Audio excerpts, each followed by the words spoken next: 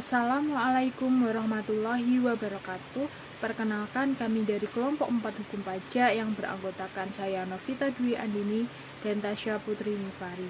Di sini kami akan menjelaskan materi tentang dasar dan prinsip hukum pajak. Baik, dalam materi ini terdapat dua pembahasan yang akan kami bahas, yaitu yang pertama mengenai dasar pemungutan pajak dan yang kedua mengenai prinsip-prinsip pajak. Untuk pembahasan yang pertama akan disampaikan oleh teman saya, yaitu Tasya Putri Nifari. Terima kasih. Langsung saja, apa sih pemungutan pajak?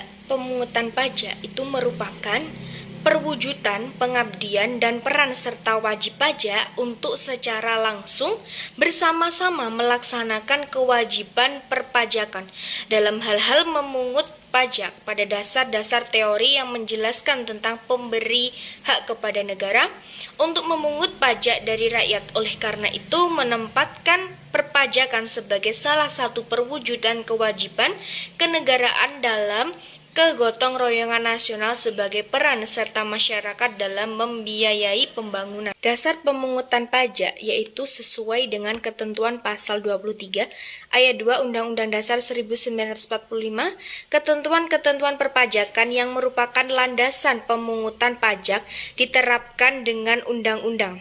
Undang-Undang Nomor 12 Tahun 1985 tentang pajak bumi dan bangunan yang berlaku sejak tahun 1986. Di dalam landasan hukum undang-undang tersebut, pengenaan pajak sehubungan dengan hak atas bumi dan perolehan manfaat atas bumi dan kepemilikan, penguasaan, serta perolehan manfaat atas bangunan. Adapun teori-teori dasar dari perpajakan, yang pertama ada teori asuransi, yang kedua ada teori kepentingan, yang ketiga ada teori gaya pikul, yang keempat ada teori bakti, dan yang kelima ada teori daya beli. Oke, kita bahas yang pertama, yaitu ada teori asuransi fungsi negara, yaitu untuk melindungi rakyatnya dari segala bentuk ancaman atau gangguan jiwa dan hartanya supaya hidupnya itu damai sejahtera. Biaya untuk tujuan tersebut yaitu pajak yang dipungut dari rakyatnya. Hal ini sama halnya teori asuransi, bahwa tujuan asuransi adalah melindungi jiwa dan harta. Untuk biaya perlindungan disebut premi.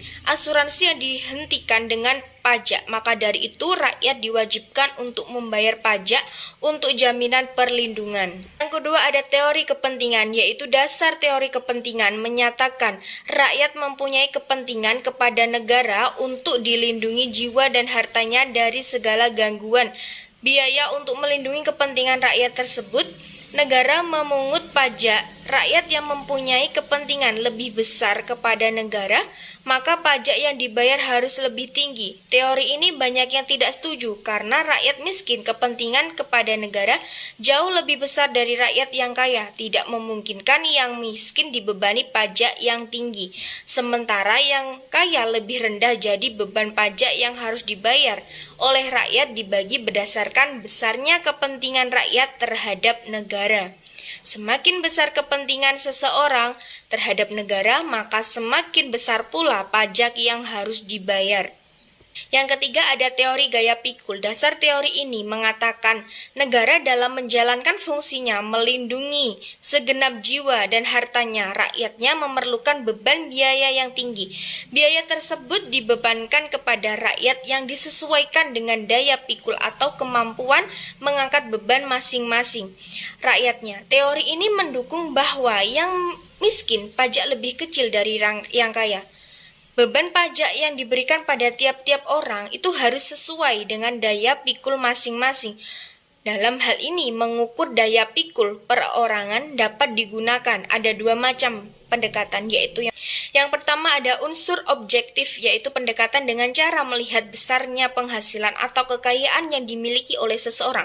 Yang kedua ada unsur subjektif, yaitu pendekatan dengan cara memperhatikan besarnya kebutuhan material yang harus dipenuhi.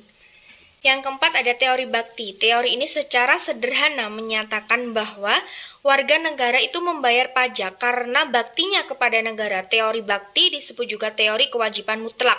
Menurut teori ini, negara sebagai organisasi mempunyai tugas untuk menyelenggarakan kepentingan Namun negara harus mengambil tindakan atau keputusan yang diperlukan, termasuk keputusan di bidang pajak.